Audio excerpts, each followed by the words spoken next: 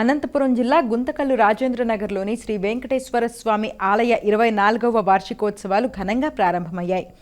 ఉత్సవాల్లో భాగంగా ఉదయం అర్చకులు శ్రీ వెంకటేశ్వర స్వామి మూలమూర్తిని సుగంధ ద్రవ్యాలు, పంచామృతాలతో అభిషేకించారు. ప్రత్యేక పుష్పాలు, బంగారు, వెండి ఆభరణాలతో అలంకరించి భక్తులకు దర్శన భాగ్యం కల్పించారు.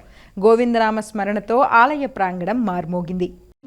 శ్రీనివాస గోవింద, శ్రీ వెంకటేశ గోవింద, భక్తవత్సల గోవింద, భాగవత ప్రియ గోవింద, నిత్య నిర్మల గోవింద, నీలమేఘ శ్యామ గోవింద, పురాణ పురుష గోవింద, అంబుజనాక్ష గోవింద.